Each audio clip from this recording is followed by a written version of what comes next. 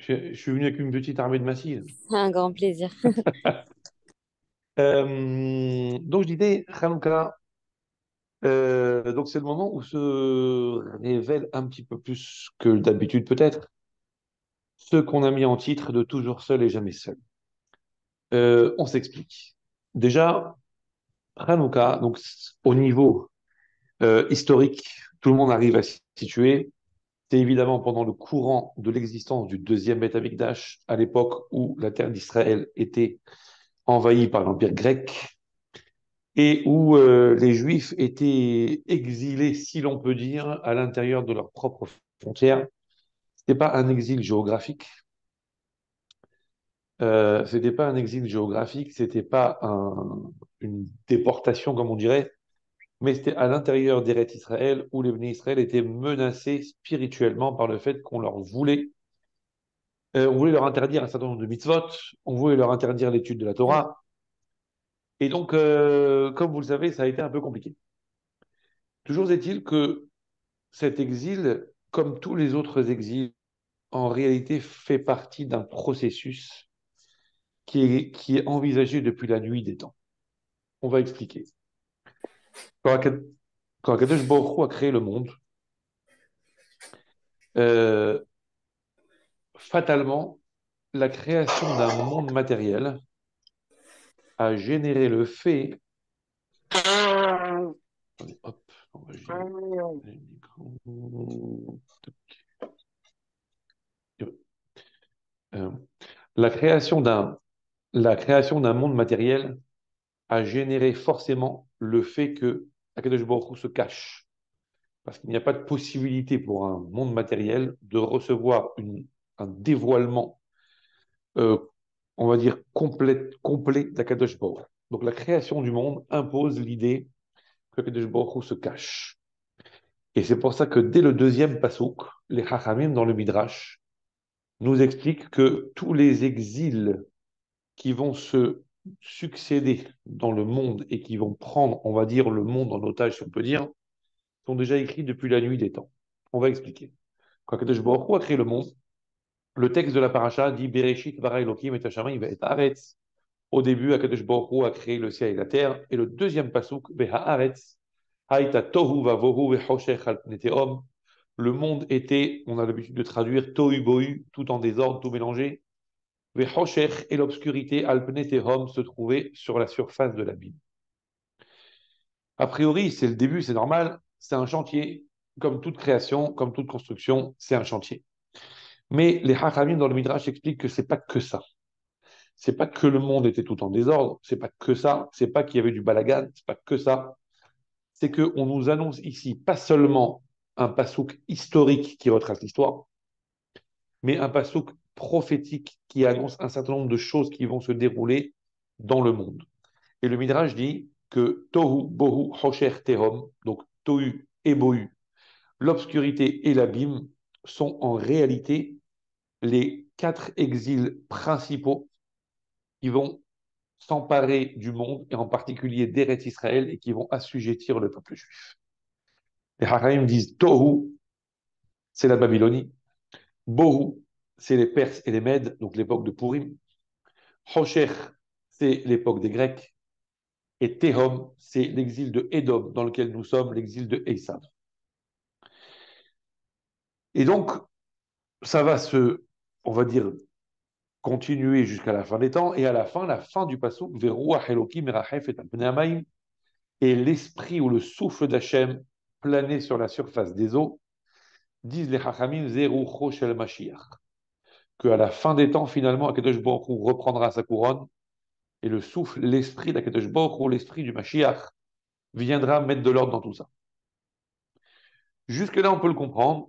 Akadosh Baruch Hu se cache, et selon un principe bien exact et bien réel, et qui peut s'expérimenter tous les jours, la nature a horreur du vide, et il suffit que l'espace d'un instant, celui qui est censé assumer les fonctions de se lève et laisse son siège inoccupé, que quelqu'un forcément va venir l'occuper à sa place.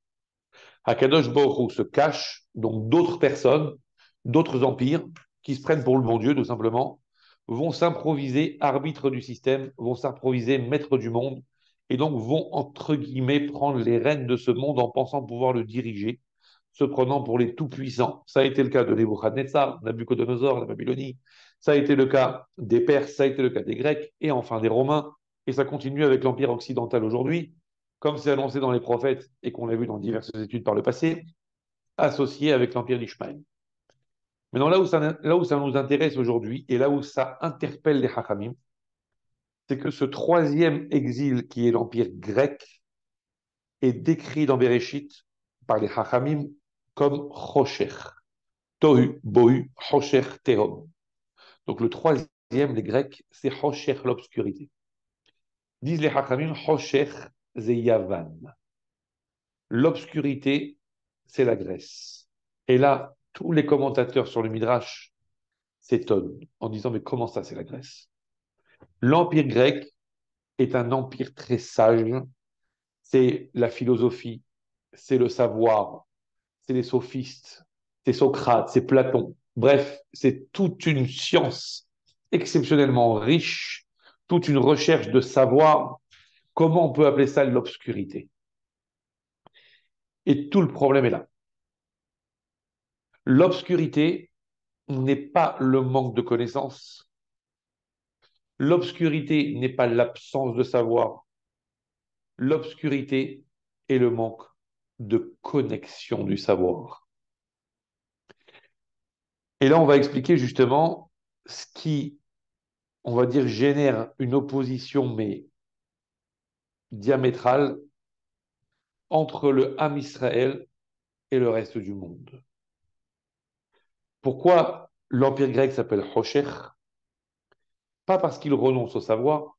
La preuve, c'est que les bénis Israël,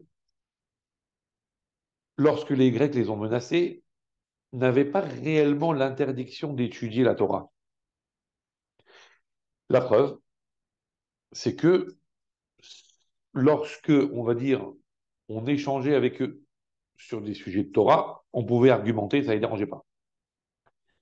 Ce qu'ils ne voulaient pas, c'est que cette Torah soit considérée comme la Torah de Dieu et qu'elle soit un élément qui est censé nous rapprocher de Dieu. Ça les dérange. C'est pour ça que dans le Alanissim, Alanissim, qu'on dit dans la Tfila pendant Hanouka et qu'on dit dans le Birkat Hamazon aussi, c'est écrit que les Grecs ont voulu les hashkiham mitoratecha. Ils ont voulu nous faire oublier ta Torah. Pas la Torah, ta Torah. Ça veut dire que si le juif se déconnecte d'Akadosh Baruch Hu, si le juif étudie la Torah comme on étudierait n'importe quelle science, n'importe quel savoir, n'importe quelle philosophie, n'importe quel système, n'importe quelle idéologie, ça ne les dérange pas. C'est un savoir comme un autre, c'est une science comme une autre, c'est une pensée comme une autre. Elle est mise sur la balance avec les autres pensées, il n'y a aucun problème. Mais dès lors que cette Torah est rattachée à une notion de divinité, de ktusha, de sainteté, d'élévation morale, là, ça les dérange. Et là, c'est interdit. Et c'est pour ça que les Grecs avaient demandé aux Juifs d'imprimer sur les cornes de leurs bœufs, c'est-à-dire en fait quand ils allaient faire de l'agriculture, donc quand ils allaient travailler au champ, bref, en vision permanente du matin jusqu'au soir, ils avaient une vision sur ce qu'ils avaient gravé sur la corne des bœufs. Alors pourquoi les taureaux en particulier? Il y a aussi des connotations évidemment spirituelles liées au veau d'or et autres, mais ce n'est pas le sujet. Ils devaient écrire En lanu helek beloke Israël. Nous n'avons pas de part dans le Dieu d'Israël. Pas on n'a pas de part dans la Torah, on n'a pas de part dans le Dieu d'Israël. Ça veut dire que tout ce qui ramène à la Kedusha, à la spiritualité, c'est ça qui était interdit. Et là, justement, c'est ce qui, on va dire, génère cette incohérence entre tout ce système et le peuple juif. Il y a un passouk que tout le monde connaît forcément, puisqu'on le récite au moins 2 fois par jour et une troisième fois avant d'aller dormir, c'est le Shema Israël. Shema Israël, Hashem Elokeinu Hashem Echad, on le dit tous les jours. Si on traduit, ça veut dire Shema Israël, écoute peuple juif. Hashem Elokeinu, Hashem est notre Dieu, on va dire. Hashem Echad, Hashem est un. Et donc, on proclame, pardon, l'unité d'Akadosh Baruch Hu comme étant générateur de tout le système, comme étant la seule réalité, le seul être véritable. Il n'y a rien en dehors de Dieu. Hachem, il est Echad. Seulement ici, la formulation du Passouk, comme ça demande les Hachamim, c'est rapporté dans Rashi, pose une question sur la formulation. Elle est bizarre, la formulation. C'est écrit Shema Israël. Bon, écoute, peuple juif, comprends, entends. Il faut entendre pas que avec les oreilles, il faut entendre avec l'entendement aussi. Il faut le réaliser. Hachem Elokeinu, Hachem est notre Dieu. Hachem Echad. Demande Rashi, mais attends, on parle du même Hachem? On aurait dû dire beaucoup plus simplement Hachem Elokeinu, Echad. Hachem, notre Dieu, est un. Pourquoi Hachem est notre Dieu, virgule, Hachem, le même, est un. Pourquoi cette répétition? Et Rashi répond, il dit non, non, parce qu'en réalité, ça ne parle pas d'une réalité présente, mais ça parle de deux réalités bien distinctes, une présente et une à venir. La réalité présente, c'est que Hachem Elokeinu. Hachem, pour l'instant, il est notre Dieu à nous, les Juifs. Mais un jour viendra, Hachem Echad, où Hachem sera un. Et Hachem sera on va dire, le maître, le Dieu incontesté par le monde entier. Il sera Echad pour tout le monde. Mais pour l'instant, il est Hachem Elokeinu, il est que pour nous. Pourquoi? Il y a un commentaire du Kli Yakar sur Rashi, et il dit c'est parce que il y a des choses que nous, Juifs, on peut admettre, mais que les autres n'admettent pas. Pourquoi Hachem Elokeinu? Pourquoi Hachem, pour l'instant, est notre Dieu à nous? Parce que pour l'instant, tant que nous sommes en exil, le monde, il est un peu instable. Et on voit qu'il peut se passer aujourd'hui des choses lumineuses et demain, Shalom, des choses obscures. Ou hier des choses obscures et demain des choses lumineuses. On voit que le monde, il est bizarre.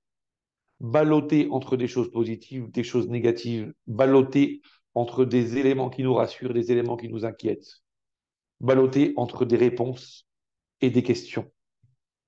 Cette instabilité fait que on a l'impression que des événements contradictoires peuvent survenir au même moment, au même endroit, et nous font penser que si c'est à ce point contradictoire, ça ne peut pas venir de la même source. Le même Dieu, la même autorité, la même puissance ne peut pas être à l'origine à la fois du bien absolu et à la fois de ce qui nous apparaît à nous comme le mal absolu. À la fois du chesed absolu, de la bienveillance absolue, et à la fois de la rigueur absolue qui ressemble à nos yeux à de la cruauté. C'est pas possible. Et donc, les autres nations se sont dit donc forcément qu'il y a différentes sources, forcément qu'il y a différents éléments, forcément qu'il y a différentes autorités, forcément qu'il y a différentes divinités, et ils en sont arrivés au polythéisme, à l'idolâtrie. Nous, juifs, on est restés accrochés par notre émouna au fait que Hachem Elokeinu. Parfois, c'est Hachem, c'est-à-dire parfois, c'est Akadosh Baruch Hu qui nous apparaît Yud Vavke à travers une image de bienveillance. Parfois, c'est Elohim, c'est Akadosh Baruch Hu qui nous apparaît à travers une image de rigueur, mais c'est le même. Hachem ou Elohim, c'est le même. Ah, il faut beaucoup d'émouna. Ah, il faut beaucoup de conviction pour être d'accord que le même Akadosh Baruch Hu qui nous a fait sortir d'Égypte avec de grands miracles, c'est le même qui nous y a fait entrer pour de grandes tortures. Ah, il faut admettre que le même Akadosh Baruch Hu qui nous a portés pendant toutes les générations, la preuve c'est qu'on est encore là aujourd'hui pour le dire, c'est le même qui a réalisé à travers l'histoire des choses qui nous ont fait trembler, qui nous ont meurtris, c'est le même. Hachem ou Elohim. Mais ça, c'est pas tout le monde qui est capable de l'admettre. C'est le Ham Israël. Le Ham Israël, même dans le désert, il reconnaît encore la toute-puissance d'Akadosh Baruch. Il reconnaît encore l'unité d'Akadosh Baruch. Mais tout le monde n'est pas d'accord. C'est pour ça que pour l'instant, Hachem Elokeinu. Mais un jour viendra, Hachem Echad. Et on réalisera que tout est Dieu. Pour l'instant, nous en sommes les seuls. Et c'est pour ça que Hachem Echad pour nous déjà, et que Akadosh Baruch Hu dit, vous, âme Israël, qui reconnaissez l'unité d'Akadosh Baruch Hu, en dépit de toutes les secousses de l'histoire, et en dépit du fait que le monde se conduit comme une sinusoïde, tantôt des hauts, tantôt des bas, tantôt des gauches, tantôt des droites, tantôt des extrêmes du bien, tantôt des extrêmes bizarres, et que vous continuez à vous accrocher à ce Hachem Echad, décidément, vous les Juifs, vous êtes Goy Echad Ba'aretz. Vous êtes un peuple un, unique en son genre. Et c'est pour ça que nous, dans notre filine, dit la Gemara, c'est écrit Shema Israël, Hashem Elokeinu, Hashem Echad. Et dans les tfilines d'Akadosh Baruch Hu, alors, puisque nous, on sait très bien que Magid et Devarav le Yaakov, Chukav ou Mishpatav le Israël, que toutes les mitzvot qu'Akadosh Baruch Hu nous demande d'exécuter, lui aussi, à sa façon, il les accomplit. Alors, qu'est-ce qu'il y a dans cette filine à lui? Dans les tfilines d'Akadosh Baruch Hu, ça ne va pas être écrit Hashem Echad, ça n'a aucun sens. Non, non. Dans les tfilines d'Akadosh Baruch Hu, c'est écrit ou Amecha Israël Goy Echad Ba'aretz. Akadosh Baruch Hu nous dit vous, vous vantez mon unité et vous perdurez dans le fait de considérer mon unité, malgré le fait que le monde semble tellement pluriel, semble tellement compliqué, semble tellement contradictoire. Vous continuez à vanter mon unité. Moi, à mon tour, dans mes tfilines à moi, je vais vanter votre unité à vous. Vous êtes incroyables, vous les Juifs. Et on va essayer de comprendre un petit peu plus. Bezrat Hashem.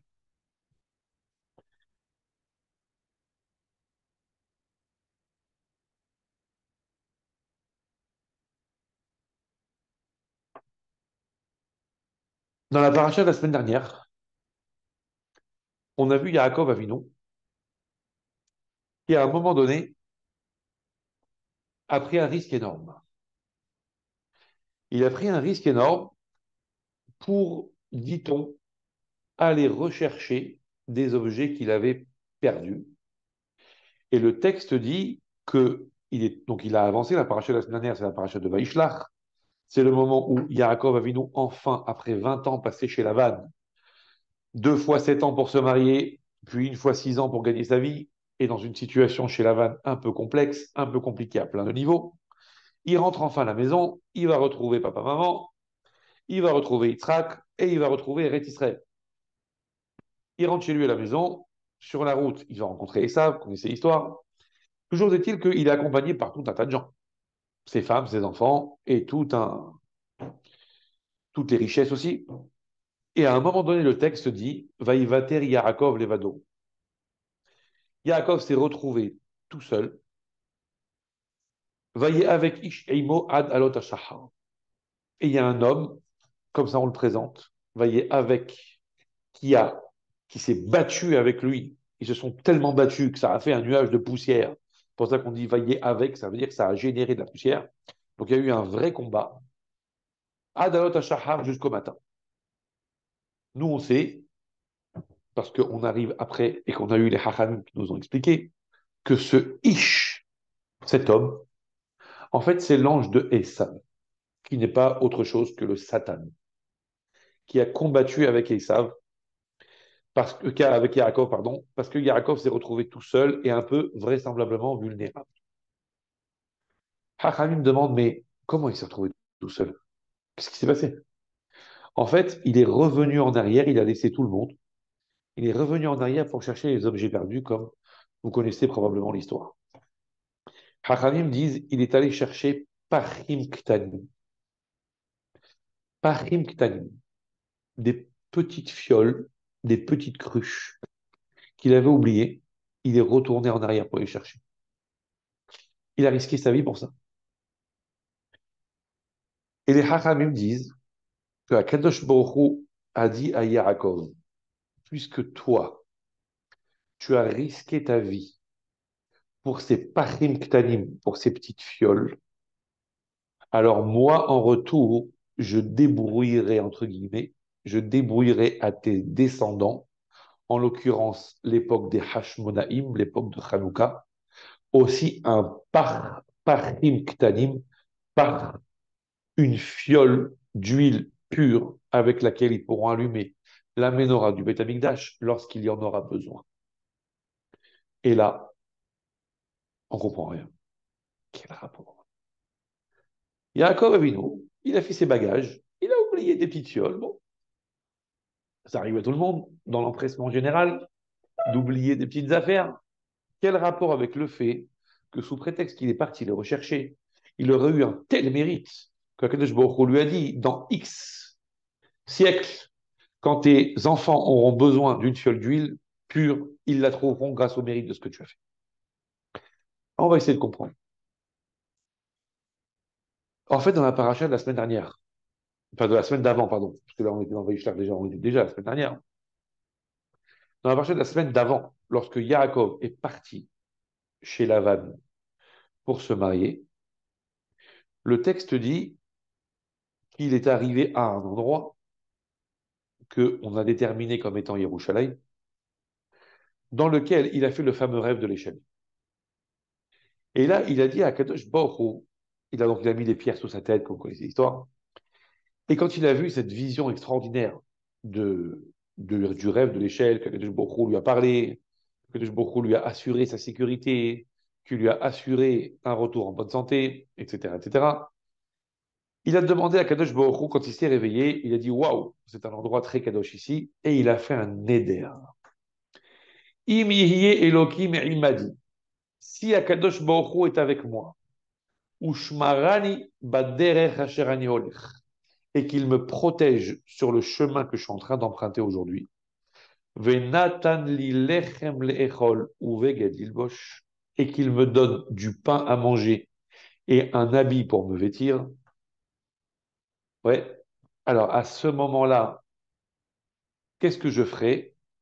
Eh bien, ici, cette pierre-là qui est sous ma tête, je la considérerai comme la pierre angulaire du Beth Amikdash et je la oindrai d'huile pour l'inaugurer en quelque sorte et je serai le père fondateur du temple d'Akadosh Baruch Hu. Je ferai de cet endroit le lieu de la Gdusha par excellence.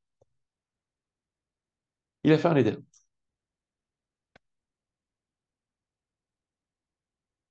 Ha'even azot asher samti matzeva, cette pierre-là dont j'ai fait une stèle aujourd'hui, y est Beth Elohim. Ça sera la maison d'Akadosh Baruch Hu. Et il est parti en route vers la vanne. Elle est bizarre cette demande. Yaakov Avinu, il a eu une révélation incroyable en fait. Il se trouve dans l'endroit le plus sacré du monde.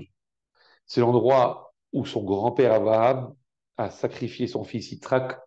C'est l'endroit où plus tard Akadosh Baruch Hu va se révéler Yerushalayim. Il voit une révélation d'Akadosh Baruch Hu qu'il assure de mille et une brachot. Et tout ce qu'il demande, c'est lechem le'echol ou veged ilbosh. Un peu de pain à manger et de quoi s'habiller. Dis-moi, Yaakov, tu as vu où tu es là? Tu as vu dans quel endroit tu te trouves? Tout ce que tu demandes, c'est du pain à manger. Je ne crois pas que ta demande, elle est un peu bébête, un peu matérialiste, un peu limitative, un peu limitée par rapport à ce que tu viens de voir comme spectacle. Tu viens de voir Akadosh Baruch Hu se révéler à toi. Tout ce que tu demandes, c'est un peu de pain. Il n'y a pas un problème ici. Alors les Hachamim m'expliquent. Attendez. Oh, oh, oh. Il n'a pas demandé qu'un peu de pain. Disent les Hachamim, le pain dont on parle ici, c'est l'echem hapanim. C'est le pain qu'on appelle en bon français le pain de proposition. Bon, c'est le pain qui était posé dans le Beth Amikdash sur le shulchan, sur la table en or, avec les 12 fameux pains. C'est le pain dont on parle ici. Et le beged, l'habit dont on parle, c'est l'habit du Kohen Gadol. Donc, Yaakov Avinu, on n'a pas demandé cette table du pain.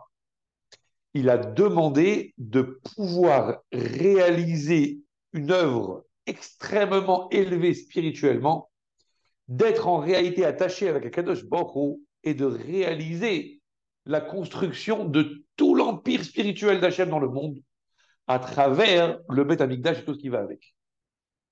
Maintenant, ça ne s'arrête pas là. C'est quoi l'Echem Apanim? C'est quoi le pain, l'Echem Apanim? Qu'est-ce qu'il a de spécial? Les Chem Apanim, les Hachamim en parlent dans la Gemara dans Yoma. Gemara qui parle de Yom Kippour par ailleurs, et on parle là-bas du Lechem Apanim. Le Lechem Apanim, il était confectionné le vendredi et il était posé sur le Shulchan le Shabbat après le Korban de Moussaf. Il était posé là-bas et miraculeusement, il restait frais et chaud pendant toute la semaine et il était repris le Shabbat suivant au profit du prochain qui était posé pour la semaine qui suit. Et les Hachamim disaient, il y avait un miracle.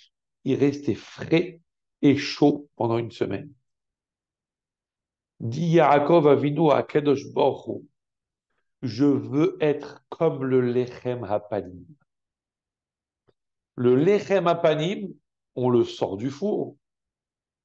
Donc, normalement, dans l'ambiance générale, il doit se refroidir, il doit se rassir, il doit se flétrir, il doit durcir. Bref, il doit se renier dans ce qu'il est. À cause de la température ambiante, il va se décharger de son énergie initiale et il va finalement s'adapter. Il fait froid, il va refroidir. Il y a une ambiance, il y a un peu trop d'air, un peu trop d'oxygène, il va durcir, etc., etc. Dit Yaakov Avinu, je vais aller chez Lavan maintenant. Je vais aller dans une ambiance hostile. Mais moi, dit Yaakov Avinu, Titen émet les Yaakov. Moi, je suis le émet et je ne peux pas me renier. Je ne peux pas aller chez Lavan et prendre le risque de devenir un petit Lavan. Moi, je dois rester le Yaakov intact, tel que je suis parti, tel quel je dois revenir. Comme le Lechem Apanim, tel qu'on l'a posé, tel quel on va le récupérer. Il a dit à Kadosh Baruch Hu, je t'en supplie à Kadosh Baruch Hu, tu m'aides. Je vais aller chez Lavan, mais je veux ressortir sans une égratignure spirituelle, sans une, comme le Lechem Apanim. En fait, l'aspiration du Yaakov, c'était pas que du pain. C'était une aspiration hautement spirituelle. Et quand il est revenu de chez Lavan, il a dit à Esav, Im Lavan garti va ehar adata. J'ai habité avec Lavan et j'ai été retardé jusqu'à maintenant. Évidemment, vous connaissez ce que les Hachamim disent, c'est rapporté dans Rashi. Im Lavan garti, j'ai habité chez Lavan. Garti, j'ai habité, valeur numérique 613. Disent les Hachamim, j'ai habité avec Lavan, vetariag mitzvot shamarti. Mais j'ai observé les 613 mitzvot. À aucun moment il a réussi à influencer. Il a réussi à influer sur moi. Je suis resté intact. Et comme il est resté intact, il s'est rappelé du neder qu'il a fait à Kadosh Baruch Hu. Il a dit à Kadosh Baruch Hu, si tu me permets d'aller chez Lavan et que tu me ramènes intact et que tu m'aides à rester intact et que je reviens intact, alors je considérerai cette pierre sur laquelle je me suis allongé comme matseva. Je m'en suis servi comme stèle, ça sera Bet Elohim. Je la oindrai avec de l'huile et ça sera Even Ashtia, ça sera la première pierre du Bet Amikdash futur. Donc il a dit qu'il fallait qu'il fasse son éder. Il fallait qu'il réalise son éder. Donc, il va pour réaliser son éder, il va pour oindre la pierre en question, et là il réalise que l'huile, il l'a oublié. Donc il a fallu revenir en arrière. Pas pour les petites fioles, pour l'huile sacrée dont il avait besoin pour oindre la pierre en question. Et de cette huile, d'ailleurs, qui va se passer d'héritage en héritage et de génération en génération, on va voir que ces petites fioles, elles vont traverser l'histoire. On va voir que cette huile va traverser l'histoire. Et c'est avec cette huile qu'on va oindre le temple, qu'on va oindre les rois, qu'on va oindre les Kohanim Gdolim, etc., etc. Et Akadosh Baruch Hu dit à Yaakov Avinu, tu es resté intact, tu as fait un éder, tu t'es attaché avec Dieu. Alors moi, en retour, je vais répondre aux besoins des Hashmonaïm quand ils auront besoin du Shemen Tahor, ils auront besoin d'une fiole d'huile pure, je répondrai à leurs besoins. Et cette fiole, ils la trouveront grâce à toi. Ta détermination couronnera de succès leur détermination à eux. Toi, tu as été capable de tenir bon face à l'adversité de Lavan, et ben eux, je les aiderai à tenir bon face à l'adversité des Grecs. Et donc, Yaakov Avinu est parti chercher cette fiole. Et il était l'évado, seul. Seul. Et le Midrash dit, c'est quoi ce l'évado là? L'évado, seul. Il y en a un autre, un seul, à propos duquel on dit qu'il est l'évado. C'est Akadosh Baruch. C'est écrit qu'à la fin des temps, tous les orgueilleux baisseront la tête. Be'ezrat Hashem, bientôt. Tous les orgueilleux baisseront la tête. Tous ceux qui ont l'esprit hautain finiront par faire profil bas. Ve'nisav Hashem levad. Et Akadosh Baruch seul sera élevé, l'évado, seul.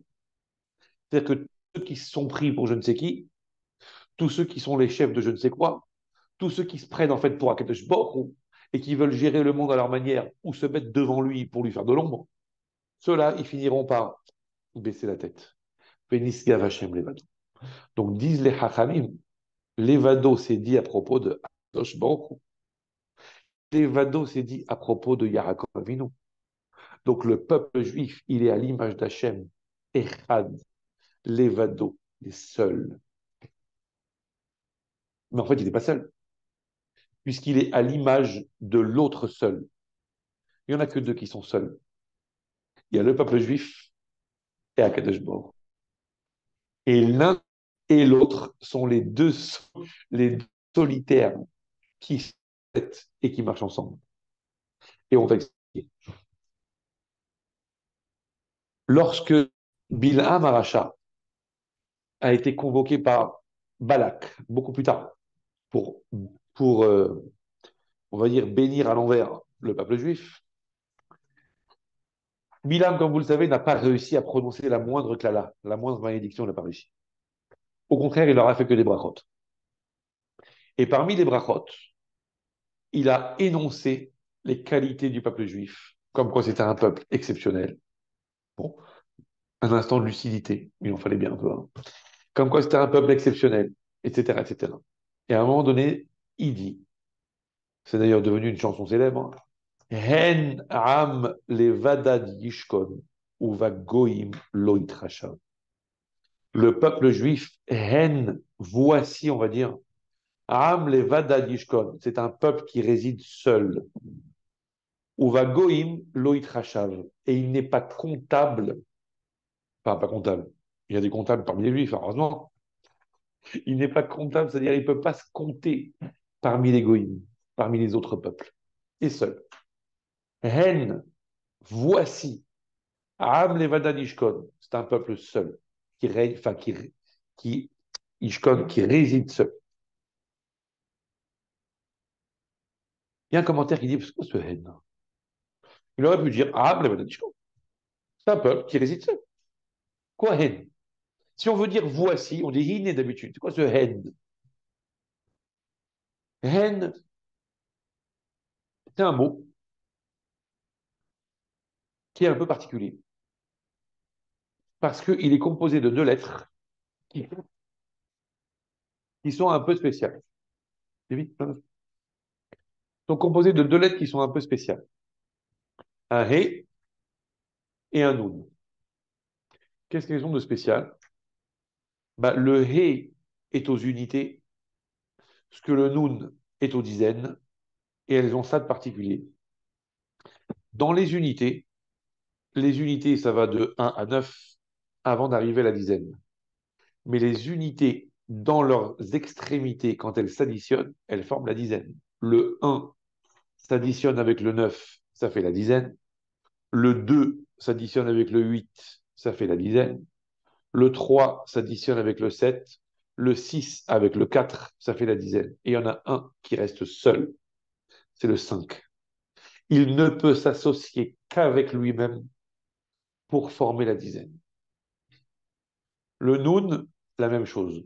Le 10 s'associe avec le 90. Le 20 avec le 80, enfin vous connaissez la musique, etc., etc. Le 40 avec le 60 et le 50 reste seul, oui, et il ne peut s'associer qu'avec lui-même pour former la centaine. Le hen, c'est le he, valeur numérique 5, et le nun, valeur numérique 50. C'est le mot qui, dans ses lettres, symbolise la solitude. C'est celui qui ne peut s'associer avec personne. Et il y en a un autre, à propos de qui il est dit hen. Hen Lashem Elokecha Hashamaim Mushme Hashamaim. C'est à Hachem qu'appartient le ciel et le ciel du ciel, ça veut dire les cieux les plus. C'est à Hachem qu'appartiennent les cieux. Haaretz v'chol sherba. C'est à Hachem qu'appartient la terre et tout ce qu'elle renferme. Hen, voici, à propos d'Akadosh Baruch Hu, c'est écrit la même chose. À Dieu appartient le monde, donc Dieu n'a besoin de personne. À Akadosh Baruch Hu appartiennent les cieux et la terre, donc Akadosh Baruch Hu est dépendant de personne. Akadosh Baruch Hu se suffit à lui-même. À partir de là, on l'appelle Hen. Il est seul. Comprenez? L'idée de la solitude n'est pas l'idée de la solitude rasra. L'idée de la solitude de celui qui correspond à un profil tel qu'il a un rôle particulier dans le monde qu'il ne peut partager avec personne. Si ce n'est se connecter avec celui qui lui correspond. C'est-à-dire celui qui est seul comme lui. C'est-à-dire le peuple juif pour Akadosh Baruch Hu, et c'est-à-dire Akadosh Baruch Hu pour le peuple juif. Comment ça se passe? Vous savez qu'Yaakov Avinu,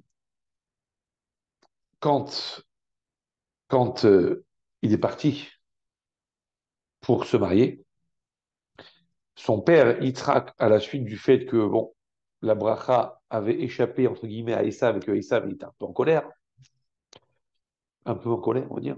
Ouais. Donc, Yitzhak, poussé un peu par Rivka aussi, qui avait peur pour son fils, Yitzhak a dit à Yaakov, écoute, sauve-toi un peu, va prendre l'air, et tu vas aller chez Lavan, enfin, tu vas aller dans la famille là-bas, te marier, et ça ira mieux demain. Be'ezrat Hashem. Donc il lui dit, va vite, tu vas te marier là-bas avec la famille. Très bien, il y va. Sur la route, donc ce fameux rêve de l'échelle dont on vient de parler, le texte dit qu'à un moment donné, il a été pris d'un sommeil, comme s'il avait consommé un truc. Il a été pris d'un sommeil, il ne pouvait pas résister. Vaishka Bamakomaou. Il s'est allongé, il a dormi. Et les Chachamim me demandent pourquoi c'est écrit Vaishka Bamakom Hahu. Il s'est endormi à cet endroit-là, avec un gros démonstratif C majuscule. Bamakom Hahu. Bah oui, il était Bamakom Hahu. Bah, il était là. On a bien compris qu'il était là. Donc s'il était là, c'est ici qu'il s'est endormi. Si c'est ici, c'est pas ailleurs. Pourquoi Bamakom Hahu? Pour nous dire, disent les Chachamim, c'est relayé par Rashi, Bamakom Hahu. Ici, il a dormi. Mais pendant les 14 années qu'il a passées à la yeshiva, juste avant de venir ici, il n'a pas dormi, il a fait que étudier la Torah. Quoi? 14 années à la yeshiva? C'est pas prévu au programme, ça. Son père lui a dit, tu vas te marier. Et lui, au lieu d'aller faire ce que son père lui demande, il fait un très grand détour par la yeshiva de Shem Ve'ever. Oui, donc le fils et petit-fils de Noach. Ouais. Et il passe 14 ans là-bas. Et au bout de 14 ans, il dit, bon, il faut peut-être que j'aille faire ce que mon père m'a demandé. Et donc, il prend la route pour aller se marier. 14 ans. Mais dis-moi, comme ça, on obéit à son père? Comme ça, on fait qu'il vaut d'avant? Ton père, il te dit, ton père, il te dit, va là-bas te marier. Tout ce que tu trouves à faire, c'est un détour de 14 ans. Comme demande un commentateur, il dit, mais attendez, alors si son père, lui, imaginez un père qui a besoin de son fils pour se nourrir. Il dit, mon fils, je t'en supplie, va à la boulangerie, tu m'achètes un peu de une baguette pour le petit déjeuner. Et le fils, il disparaît pendant plusieurs jours. Au bout de plusieurs jours, il débarque. Son père lui dit, là où tu étais avec ma baguette pour le petit déjeuner? Il dit, bah, je sais pas, je suis passé par le Beth Midrash. J'ai vu là-bas une yeshiva extraordinaire. Il y avait un sujet très intéressant qui était traité. Je suis resté une petite semaine. Et voilà, maintenant, au bout d'une semaine, je viens, je t'amène le petit déjeuner. C'est ça qui vous a c'est ça que ton père t'a demandé? Tu racontes là. Qu'est-ce qu'il n'y a pas ici? Ah, il faut comprendre ce qui s'est passé. Première question. Deuxième question. Dis-moi, Jacob Avinu, qu'est-ce que tu avais besoin de passer par la yeshiva? Quand il a reçu la bracha, il avait 63 ans. Donc, 63 ans pendant lesquels il est décrit depuis sa naissance jusqu'à 63 ans comme Yaakov Ishtam Yoshev Ohalim, comme l'homme intègre Yoshev Ohalim, le pilier de Yeshiva, qui ne fait que étudier. Dis-moi, pendant 63 ans, tu as étudié. Ça y est, quand tu vas te marier, reste tranquille, tu as besoin encore de passer par la Yeshiva 14 ans. Ça t'a pas suffi tout ce que tu as appris chez Abraham, ça t'a pas suffi tout ce que tu as appris chez Yitzhak. Qu'est-ce que tu as besoin maintenant? D'aller encore chercher une autre Yeshiva. Tu verras ça plus tard, mais pour l'instant, va te marier. Et là, qu'est-ce qui se passe ici? Effectivement, il a appris la Torah chez Abraham Avinu. Effectivement, il a appris la Torah de Yitzhak Avinu, c'est sûr et certain. Il n'a fait que étudier. Qu'est-ce qui lui manquait alors? Abraham Avinu, c'était un milieu extrêmement protégé. Il avait à la maison une Sarah qui était une femme exceptionnelle et qui était une protectrice de foyer de haute folie. Lorsque Ishmaël, déjà Hagar, un petit peu avant, elle a commencé à avoir des airs un peu bizarres, elle lui dit, c'est pas l'ambiance ici. Quand Ishmaël a commencé à faire un peu tout et n'importe quoi et qu'il commençait à vouloir influencer Yitzhak à faire des bêtises, Sarah a dit à Abraham, tu me le mets dehors celui-là. Il est hors de question qu'il traîne avec mon fils. Ici, c'est milieu protégé ici. C'est la Kdusha. On ne fait pas rentrer n'importe quoi. On ne fait pas rentrer n'importe qui. Et donc, on l'a chassé. Donc, Abraham Avinu, milieu protégé. La Torah d'Abraham, c'est la Torah du milieu protégé. Yitzhak, c'est celui qui n'a jamais quitté Eretz Israël. Il n'a jamais mis le nez en dehors d'Eretz Israël. Donc, milieu protégé. Yaakov a étudié pendant 63 ans la Torah du milieu protégé. Mais maintenant, il allait partir à Haran. Il allait partir dans le contraire du milieu protégé. Chez les cinglés, chez Bethuel, chez Lavan, chez les idolâtres, chez les tordus, chez les roublards, chez les voleurs. Oh là là, c'est pas la même chose là. Là, il va falloir s'aguerrir à partir dans un milieu hostile, contraire. Là, il va falloir une autre dimension là. Il va falloir étudier la Torah avec un regard un peu différent. Donc, il est parti à la yeshiva de Shem Ve'ever, fils et petit-fils de Noach. Shem, c'est celui qui a vécu l'époque du déluge, du Maboul, où il y avait à l'époque Hamas. Ça ne s'invente pas. Il y avait Hamas, c'est-à-dire il y avait de la violence, il y avait de l'idolâtrie, il y avait de la débauche, il y avait tout un tas de gens complètement à côté du système qui ont généré le fait que Dieu a envoyé le déluge. Donc c'était une génération d'une extrême hostilité. Shem, il a connu ça. Donc la Torah de Shem était une Torah de quelqu'un qui a vécu l'hostilité. Réver, le petit-fils de Noach, c'est celui qui a vécu Dorapalaga, la génération de la tour de Babel. Pareil, des tordus qui voulaient en quelque sorte rentrer en conflit avec Akadosh Baruch Hu, et qui voulaient eux-mêmes prendre l'autorité de Dieu sur leur dos à eux. Donc des gens hostiles à Akadosh Baruch Hu. Il a dit, il faut que j'apprenne la Torah chez eux. Il faut que j'apprenne la Torah de gens qui ont vécu dans un milieu non protégé, voire même hostile, et qui vont m'expliquer comment on reste intact, même dans un milieu non protégé. Comment on reste intact chez Lavan. Comment on reste intact chez celui qui a toutes les couleurs sauf le blanc. Ouais, le caméléon de service, il s'appelle Lavan, comme ça. Mais comment je fais moi? Donc il est parti là-bas. 14 ans. Pourquoi 14 ans? Ça aurait pu être 8 ans, ça aurait pu être 10 ans, ça peut être 20 ans. Pourquoi 14? Parce que le juif, quand il est seul, et c'est le cas de Yaakov, seul au monde chez Lavan, seul au monde, quand il est seul, il ne peut pas être seul. Donc, qu'est-ce qu'il fait? Un peu comme Yosef Hatzadik, quand il va descendre il va être vendu, il va descendre en Égypte, il va s'attacher avec l'image forte d'Akadosh Baruch Hu, qui est là en permanence. Comme dit David Amelech, Shiviti Hashem lenegdi tamid. Shiviti, littéralement, ça veut dire chavé. En hébreu, chavé, ça veut dire équivalent. Équivalent, ça veut dire qui donne une valeur égale. Ça veut dire une valeur à laquelle je donne de la considération. Chavé Shiviti, ça veut dire je considère la valeur, je considère l'importance, je considère la présence. Shiviti Hashem, les negdi tamid. Je considère la présence d'Akadosh Baruch Hu face à moi, tamid, tout le temps. Tout le temps. Il dit, il faut que je me construise une baraque autour de moi qui s'appelle Shiviti Hashem et negdi tamid. Où, en dépit de toutes les hostilités, en dépit de toutes les agressions, en dépit de tous les problèmes, moi, je suis enfermé seul avec Akadosh Baruch Hu. Et l'intimité que j'ai avec Dieu, personne ne pourra la déranger. Parce que Shiviti Hashem Enegdi Tamid. Je suis Akadosh Baruch Hu, il est tout pour moi. Et je ne peux pas me déconnecter de lui, même pas une minute.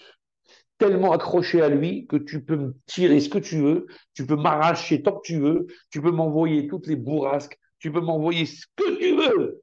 Tu peux m'envoyer l'Égypte, tu peux m'envoyer l'Inquisition, tu peux m'envoyer les Romains, tu peux m'envoyer les Grecs, tu peux m'envoyer les nazis. Je m'en fiche. Shiviti Hashem et Tamid, je suis accroché tellement fort qu'il n'y a rien qui pourra m'arracher de lui. Rien. Tamid, toujours. Yaakov Avinu, il a dit jusque-là, j'étais tam. J'étais ishtam, un homme intègre, un homme tamim, un intègre, un gentil, tamim, un homme parfait, intègre, mais qui n'avait pas connu l'adversité.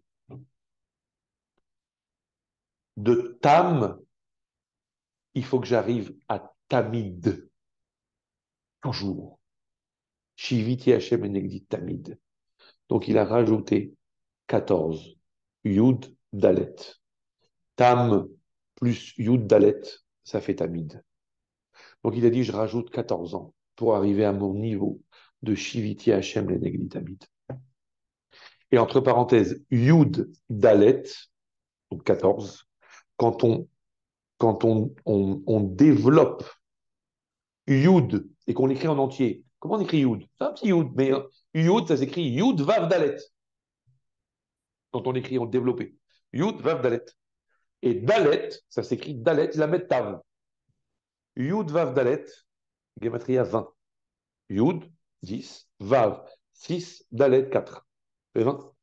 Et Dalet, Dalet, 4. Lamed, 30. Et Tav, 400. 434. 434 plus 20, ça fait 454. C'est la Gematria de Tamid. Donc, donc Yaakov Avinu, il faut que j'arrive à ce Tamid. Et donc, il a étudié 14 ans, jusqu'à être aguerri pour résister face à la balle. C'était le prix à payer, enfin le prix à payer, le ticket d'entrée, on va dire, pour être sûr d'avoir un aller-retour. Lechem, lechem apanim. Faut payer pour ça. Faut payer pour pouvoir être garanti d'un aller-retour intact. Faut payer quoi? Faut payer la place d'Akadosh Baruch Hu à côté de soi. Vous voyez, si tu vas en aller simple seul, ça marche pas. Faut payer un deuxième ticket pour Akadosh Baruch Hu. C'est la solitude sans solitude. La solitude de deux seuls, de deux solitaires qui sont en fait inséparables. C'est Dieu le peuple juif. Vous comprenez? Vous avez le temps à vous de me dire, hein. Moi, si vous sentez que le sommeil vous gagne ou si vous sentez qu'il vaut mieux la journée à une autre prochaine fois, faites-moi un petit signe. Mais on va donner encore quelques minutes. Euh, regardez, c'est écrit,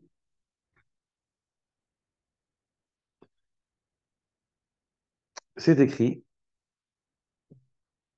euh,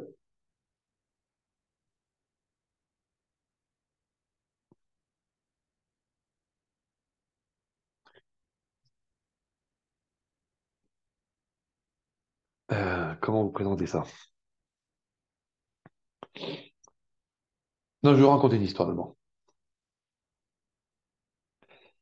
Il y avait un monsieur bien connu, enfin monsieur, grand maître aujourd'hui, qui à l'origine n'était pas juif. C'était le neveu de l'empereur romain de son époque. Et il s'appelait, cet homme, Onkelos. Onkelos, c'est donc celui que vous voyez sur le Chumash, dans le coin là, qui a fait ce qu'on appelle Targum. Targum, ça veut dire la traduction expliquée du Chumash en araméen, avec des explications qui sont très courtes, hein. Souvent, c'est juste un mot avec une certaine connotation qui vous explique en fait le sens du passouk. Onkelos s'est converti au judaïsme. Ok. Et quand son oncle, l'empereur romain, a appris ça, il est devenu fou. Il est devenu fou. Il a dit, mais c'est pas possible. L'archouma, l'archouma pour l'Empire romain, mon propre neveu qui se convertit au judaïsme, qui est le peuple le plus basouille, comme on appelle, le peuple le plus méprisé, le peuple le plus bidon de toute l'histoire de l'humanité.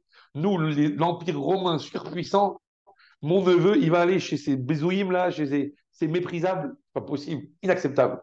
Et il envoie une armée là-bas, il dit, vous me ramenez tout de suite en Kélos. Vous me le ramenez.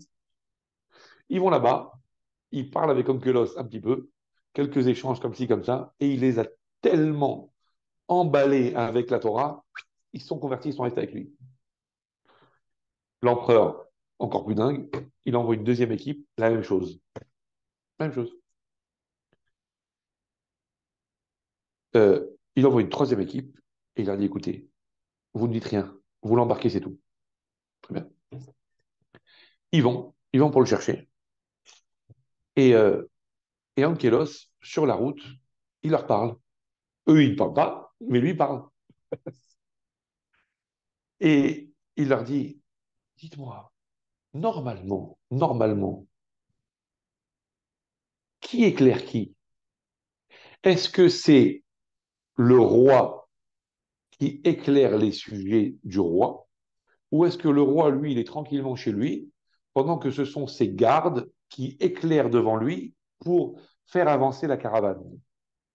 Alors les autres se sont fait avoir, pris dans la discussion. Je dis, bah attends, mais évidemment, c'est les gardes qui éclairent le roi pendant que le roi est à l'arrière. Il dit, bah sachez que Akadosh Baruch Hu, le roi des rois, c'est pas comme ça. Akadosh Baruch Hu, le roi des rois, c'est lui qui éclaire son peuple. Quand on était dans le désert pendant 40 ans, il y avait Akadosh Baruch Hu qui a allumé une colonne de nuée, et une colonne de feu, et il s'est tenu devant le Ham Israël avec cette colonne de feu pour éclairer le peuple juif, pendant que ses administrés, donc nous, on était là à profiter de la lumière. C'est le roi qui éclaire et c'est les sujets qui profitent. Il n'est pas extraordinaire, le roi, le Dieu d'Israël. Et les autres, oh, subjugués. Ils écoutent, ils écoutent, ils écoutent, et hop, finissent par se convertir. On envoie une Xème équipe qui sera la dernière au final. Et là, le roi, l'empereur romain, comme un fou, il a dit, vous me le ramenez mort ou vif, je veux rien savoir. Vous vous taisez, vous n'échangez pas, vous ne parlez pas. Ok, ils attrapent Onkelos et ils l'emmènent de force. Et finalement, il fait, oh, qu'est-ce qu'il y a? J'ai oublié d'embrasser la mezouza. Mezouza. Et là, les autres, évidemment, tombent dans le piège, intrigués. Je dis, c'est quoi ce truc-là encore? Il dit, mais attendez, normalement, un roi, d'après vous, le roi, il est à l'intérieur et c'est sa garde qui assure sa sécurité, ou c'est les sujets qui sont à l'intérieur et le roi qui assure la sécurité à l'extérieur? Je dis, ben, c'est évident, c'est le roi qui est à l'intérieur et c'est les gardes qui gardent. Il dit, ben, sachez que le roi d'Israël, le peuple, le Dieu, le roi des rois, c'est pas comme ça. Lui, il est dehors, à travers la mezouza, sur laquelle c'est écrit Shin Dalet Yud, c'est le nom d'Hachem, Shomer Daltot Israël, le gardien des portes du peuple juif. Et lui, il est dehors à assurer notre sécurité pendant que nous, on fait dodo tranquillement à l'intérieur. Il n'est pas extraordinaire, le Dieu d'Israël. Et les autres, subjugués par la conversation, ils écoutent, ils écoutent, ils écoutent, et boum, ils se convertissent. Et là, le roi, l'empereur romain, il dit, bon, écoutez, ça laisse tomber. Combien? Non seulement j'ai perdu mon neveu, mais je vais perdre carrément toute mon armée, je ne peux plus. Il a arrêté, il a arrêté. Maintenant, les commentateurs demandent, pour quelle raison? Onkelos, il a pris que ces deux exemples-là. Il a pris que ces deux exemples. L'exemple du roi qui éclaire à l'extérieur et l'exemple du roi qui protège à l'extérieur. Juste ces deux exemples. Ça vous dit rien, ces deux exemples. Les Hachamim demandent où est-ce qu'on allume les nérodes de Hanouka? Ah, c'est vrai qu'il y en a qui ont l'usage d'allumer sur les fenêtres, etc., etc. Bon, maintenant qu'on habite en immeuble, ça devient de plus en plus compliqué. Et puis aussi, il y a un mina kabbalistique d'allumer Dafka devant la porte. Donc, c'est l'usage, pardon, notamment chez les Chassidim, d'allumer à la porte. Comment on fait? Disent les Hachaïm dans la Gemara, bah, on met à un téfar de la porte, ça veut dire très proche, à moins de, un téfar, c'est donc l'épaisseur de la main ici, la largeur, à moins de 10 centimètres à peu près, juste sur la porte, et on met face à la mezouza. La mezouza à droite et les nérodes de Hanouka à gauche. Comme ça, quand on passe, on est entouré de mitzvot. C'est extraordinaire, ça, non? Donc, les nérodes de Hanouka qui sont faites pour éclairer donc à la porte, c'est-à-dire théoriquement côté extérieur. Aujourd'hui, ça se fait de moins en moins parce qu'on est dans une situation compliquée. Mais sinon, à l'extérieur, les nérodes de Hanouka, ça doit allumer à l'extérieur, ça doit éclairer l'extérieur, ça doit éclairer l'obscurité. Aujourd'hui, on allume malheureusement à la maison, à l'intérieur, c'est comme ça l'usage. Mais Baruch Hashem, on a des shluchim qui allument dans la rue carrément, qui allument aux Champs-Élysées, qui allument à la Tour Eiffel. Donc Baruch Hashem, l'un a remplacé l'autre grâce à Dieu en beauté. Mais le but, c'est d'éclairer à l'extérieur. On éclaire l'obscurité extérieure. Pendant que nous, on est dedans, Akadosh Baruch Hu se charge d'éclairer l'obscurité pour nous. Et la mezouza, Akadosh Baruch Hu, assure notre sécurité. Pourquoi il a pris juste ces deux exemples, Onkelos? Parce que c'est ce qu'on appelle la ga'ava du peuple juif. On ne doit pas avoir de ga'ava. Mais on a une ga'ava quand même, ce qu'on appelle Ge'on Yaakov, la fierté d'être juif. La fierté d'être juif au service d'un Melech Malchei HaMelachim exceptionnel. Exceptionnel. Tous les soldats du roi, de l'empereur romain, ils ont dit, bah, évidemment, un roi, ça se conduit comme ça. Un roi, ça reste à l'intérieur. Un roi, ça se la coule douce pendant que ce sont les soldats qui avancent. Un roi, ça ne fait rien, ça laisse les autres travailler à leur place. Hein. Donc Akadosh Baruch Hu, il est exceptionnel alors. Exceptionnel. Nous, on est les serviteurs d'un roi exceptionnel. Ehad, Yachidum Yuchad, Hen, Levado, cette fierté d'être juif, d'être Yaakov, Geon Yaakov, la fierté de Yaakov, qu'on doit avoir tout le temps, tout le temps, tout le temps en tête et peut-être même en rayonnement sur le visage. C'est ces deux mitzvot-là auxquels Onkelos a pensé. Parce que effectivement, il leur a dit, écoutez, non seulement vous n'allez pas m'arracher à mon judaïsme, mais au contraire, je vais crier haut et fort que je suis fier de m'être converti au judaïsme et plutôt mourir que de renoncer à cette fierté. C'est pour ça qu'il a pris ces deux exemples. Il dit parce que je suis au service d'un roi exceptionnel. Et même si je me suis mis tout l'empire romain sur le dos, même si je suis seul au monde, c'est pas grave parce que je suis le serviteur du Echad. Je suis l'Evado, mais je suis au service du Levado. Donc je serai toujours seul, je serai jamais seul en fait. Je suis un juif. C'est pour ça qu'il a pris ces exemples. Vous comprenez? Maintenant, un dernier élément, et on a jour, on Bezrat Hashem. Nous nous reverrons un jour ou l'autre, dans la joie et la santé. Euh, regardez,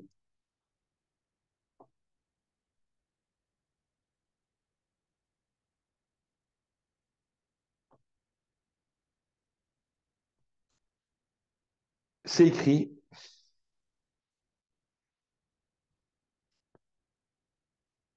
qu'il y a trois endroits en Eretz Israël sur lesquels les goïms ne peuvent pas aller.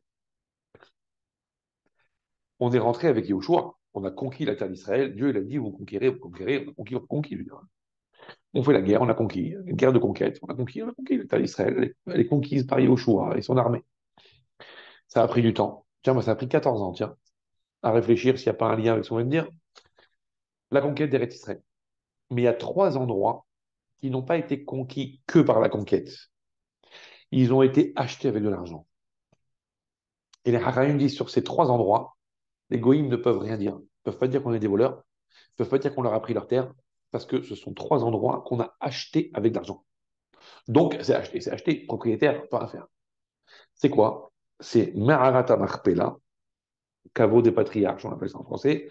Hebron, Abraham Avinu l'a acheté pour enterrer Sarah. Il l'a acheté à Ephron Haïti. Le lieu du Beth Amikdash, Yerushalayim, David Hamelech l'a acheté, la grange d'Aravna. Il a acheté avec de l'argent pour pouvoir construire les fondations du Beth Amikdash. Donc c'est acheté. Et le troisième endroit, c'est Shrem, où Yaakov a acheté le terrain. Et c'est là-bas que Yosef va être enterré, que certains appellent aujourd'hui Naplouse. Bon. Ok, Shrem, c'est acheté avec de l'argent. Donc ces trois endroits-là, ils peuvent pas aller, ça a été acheté. Question, pourquoi il faut l'acheter? On a conquis, non? Pourquoi il faut payer de l'argent? On a conquis, avec Yahushua. On va conquérir tout Israël. Pourquoi ces endroits-là, il faut les payer? Qu'est-ce qu'il y a? Ces endroits-là, c'est des endroits exceptionnels. Hebron, c'est quoi Hebron? Pourquoi elle est enterrée là-bas, Sarah? Et pourquoi tous les autres sont enterrés là-bas? Quand Abraham Avinu, il a reçu les anges, c'est écrit qu'il a couru. Ve'el habakar ratz Abraham. Abraham, il a couru après le bétail pour aller offrir un méchoui aux invités, les trois anges quand ils sont venus. Pourquoi ratz? Pourquoi il a couru après le bétail? Il y avait du bétail de partout, pourquoi il a eu besoin de courir après? Hachamim disent, bah oui, il y a eu une petite brebis qui s'est échappée, il a couru derrière, et c'est là qu'elle l'a emmené, cette brebis, dans un endroit qu'il ne connaissait pas, dans une grotte bizarre. Et il s'est retrouvé Maharat Marpella. Et là, il a vu Adam et Hava avec une lumière incroyable, et il a senti une odeur, l'odeur du Gan Eden. Il a dit, waouh, c'est extraordinaire. Il dit, c'est là-bas que je veux être enterré, et c'est là-bas que je veux être enterré avec Sarah. Et donc, il a acheté le terrain. Quand Sarah est Nifteret, il a acheté le terrain, il veut être enterré là-bas. Bizarre, c'est quoi ça? Odeur, Gan Eden. Où ça se trouve, Maharat Marpella? Hebron. Hebron. Pourquoi cette ville s'appelle Hebron? Hebron, ça veut du mot Haver. Hibour, qui veut dire un lien. Disent les Hachamim, Hebron, c'est la porte du Gan Eden. C'est Hebron, c'est un endroit. Hibour, il y a un collage. Quel collage? C'est le lieu de jonction entre Olamazé et Olamaba. Pour tout vous dire, les Hachamim dans la Gemara, ils disent un truc incroyable. Ils vous donnent carrément un GPS. Ils vous disent là-bas, à Hebron, il y a un endroit où il y a deux palmiers. Ouais. Et cet endroit-là, exactement, ici et là, c'est la porte du Gan Eden, là, c'est la porte du Gaïnam. Incroyable. C'est vraiment le point de jonction. On vous donne carrément presque les coordonnées géographiques de l'entrée du Olamaba. Un truc de fou. Donc, c'est un endroit, Hebron, c'est le lieu de jonction entre le monde d'en bas et le monde d'en haut. Terre, tu peux la conquérir, gratuit. Et le kécher avec Dieu, ça, il faut payer pour ça. Il faut payer. Parce que ça ne dépend pas de la volonté d'Akadosh Baruch Hu, ça dépend de tes efforts personnels. Le lien avec Dieu, il faut payer. Yerushalayim, c'est le lien avec Dieu. Ah, Yerushalayim, c'est le lieu du Beth Amikdash. C'est le kécher avec Akadosh Baruch Hu, c'est là que Dieu va se révéler. Il n'y a pas de question. Évidemment que c'est le lien avec Akadosh Baruch Hu, il faut payer. Et Shrem, le lieu de la sépulture de Yosef Hatzadik. Ah bon, il n'y a rien d'extraordinaire là-bas. Pourquoi ce serait un endroit spécial? Yosef Hatzadik. Shrem, c'est l'endroit où ses frères l'ont kidnappé pour le vendre. Donc c'est de là-bas qu'il a été enlevé. Et c'est là-bas qu'il va être ramené, puisque c'est là-bas qu'il va être enterré. C'est qui Yosef?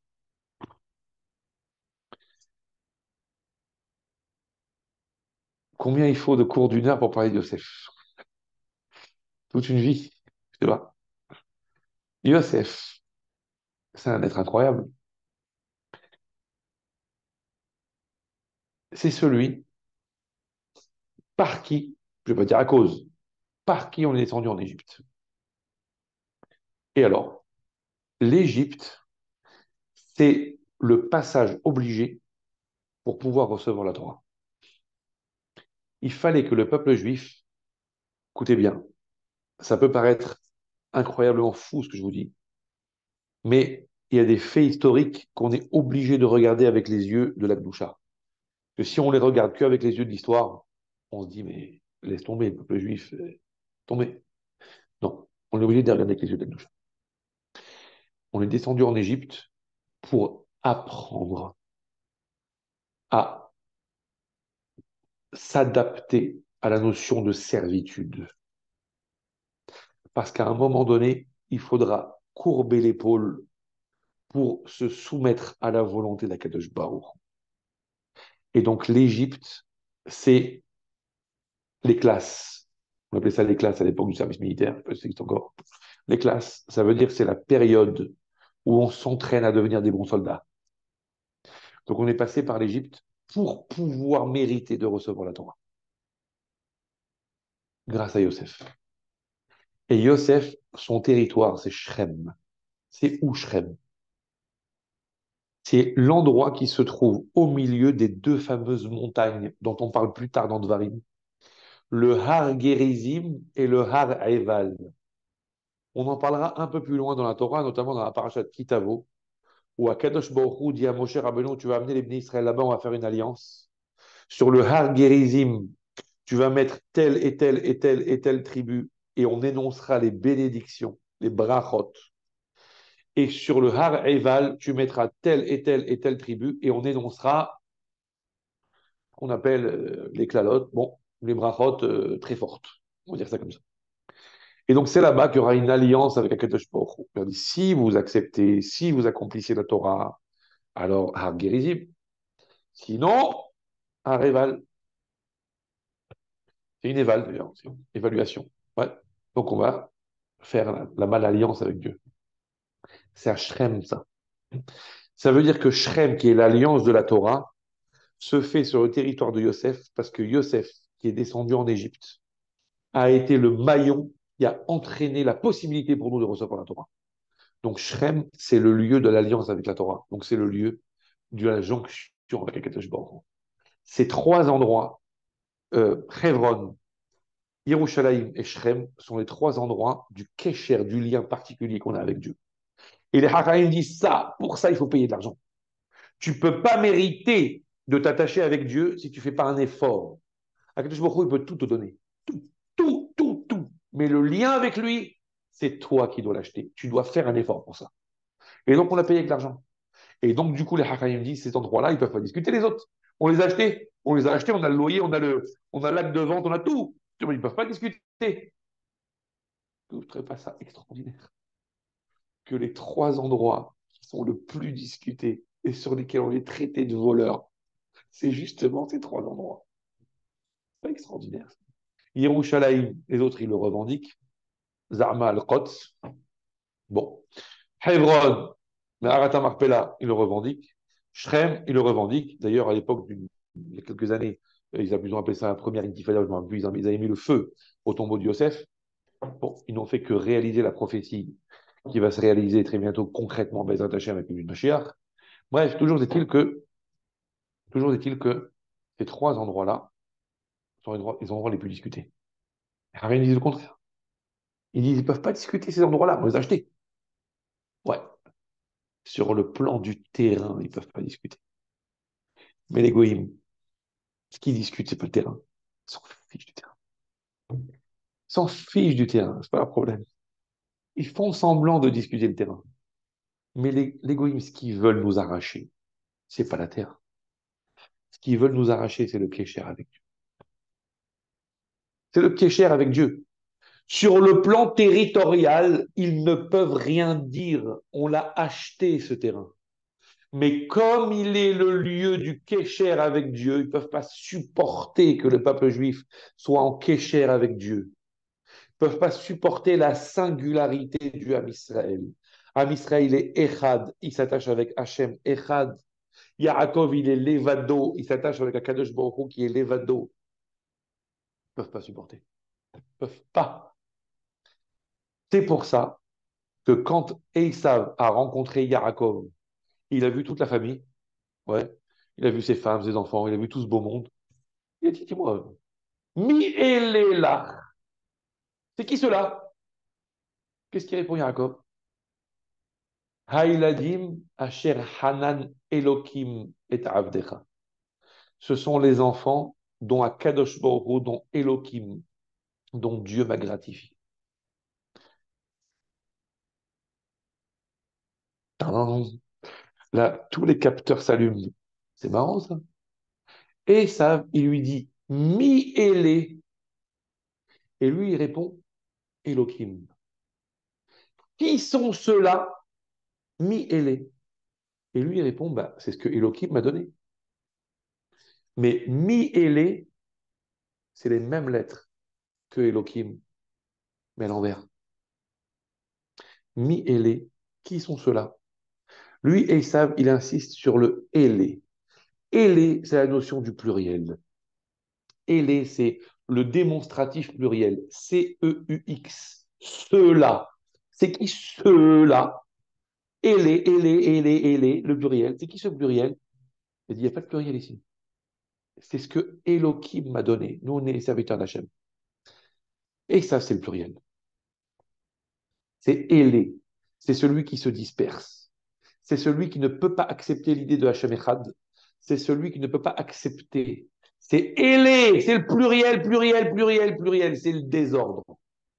Yaakov, c'est l'ordre. C'est Elohim. D'ailleurs, c'est un verset connu du Navi.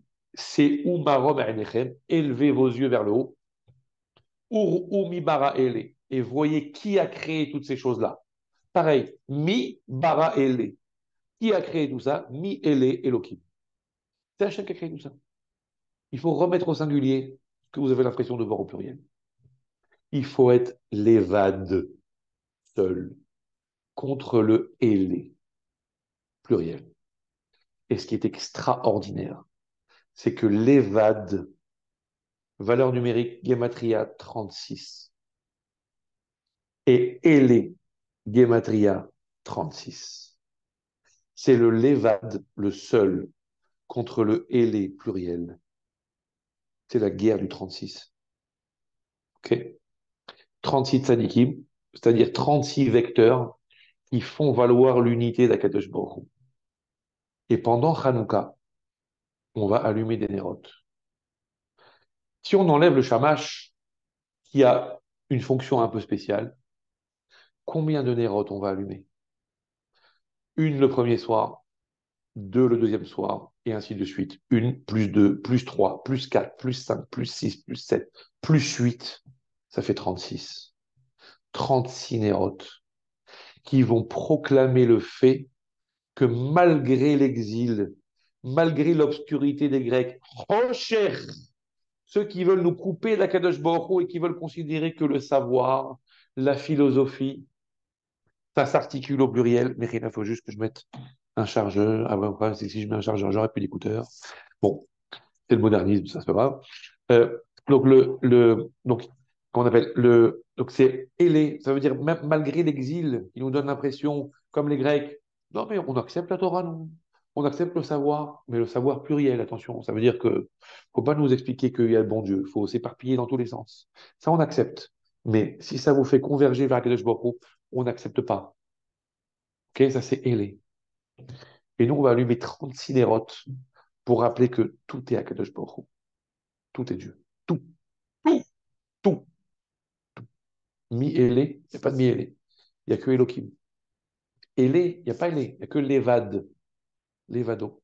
Tachim Ktanim, il est resté tout seul pour lutter contre l'ange de Esav pour récupérer cette huile à partir de laquelle on va nous allumer en l'honneur de l'unité d'Akadosh Baruch Hu et proclamer que c'est Dieu qui fait l'histoire.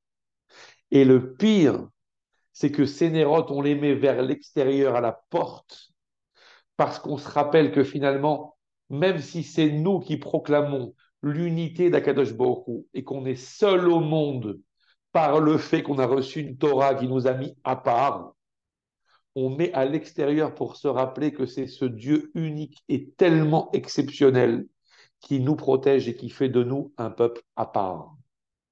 Comprenez? Et donc, on met les nérodes de Hanouka à gauche et on met la mezouza à droite. Comprenez? Ner de Hanouka à gauche. Hanouka, Sémol. Het, Shin. Mezouza, Yamin. Mezouza, même, Yamin, droite, Yud. Donc, Hanouka, Sémol, Het, Shin. Mezouza, Yamin, même Yud. Het, Shin, même Yud. Hop, fait un petit mélange. Ça fait même Shin, Yud, Het, Mashiach.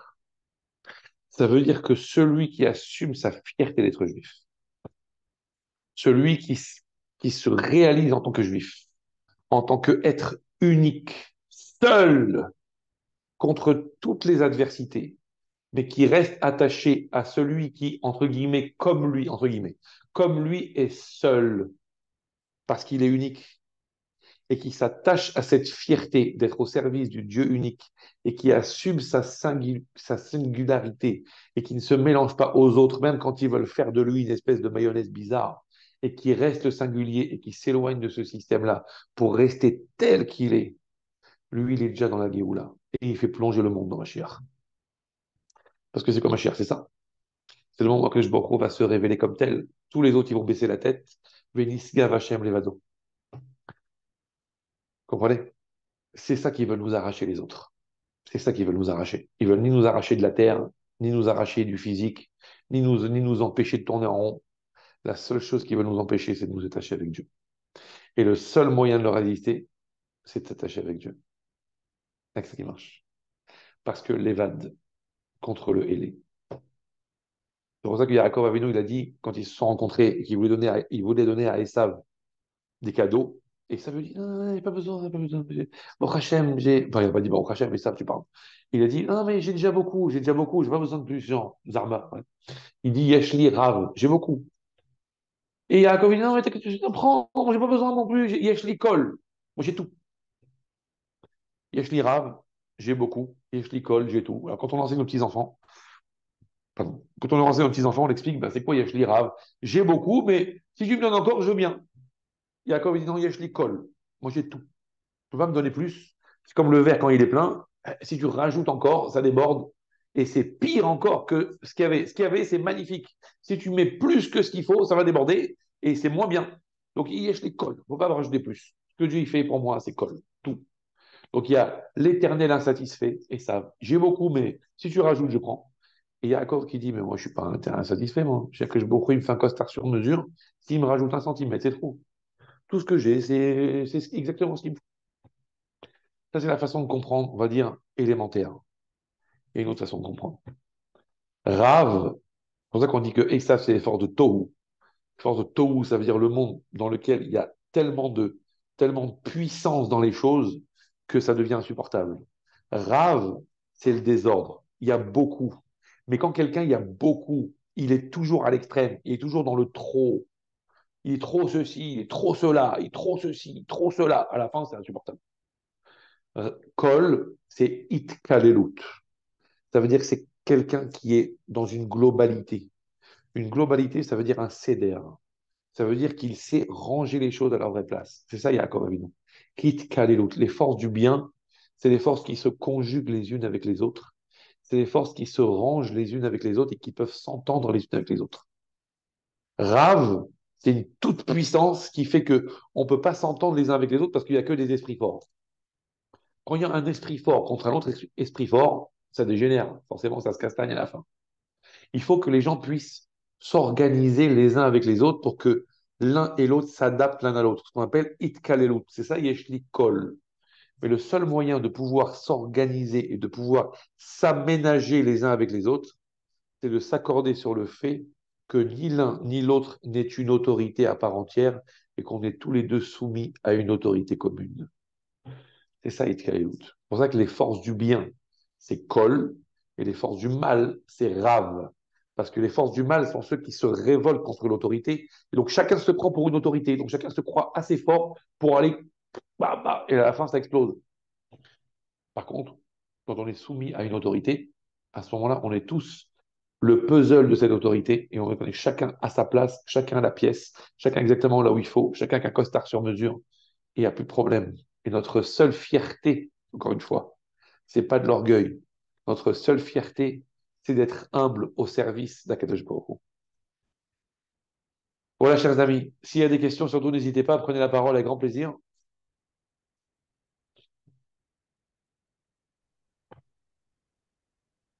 Non, j'ai pas de questions. Ah, s'il n'y a pas de questions. Alors, Be'ezrat Hashem, ne me reste plus qu'à vous souhaiter un excellent Hanouka, que Comme d'habitude, c'est vous qui êtes comme d'habitude, magistro. comme Parler, c'est d'habitude, facile, c'est écouter qui a mérite. Pardon? comme d'habitude, vos cours, ils sont toujours sublimes. Baruch Hashem, ça y est, on fait que répéter, c'est la Torah d'Hachem qui est sublime. Hanouka Sameach, que des bonnes nouvelles dans la joie et la santé, que de Merci la beaucoup, à lumière vous et aussi. de la joie. Merci beaucoup. Kol tov, Sarah Tovot.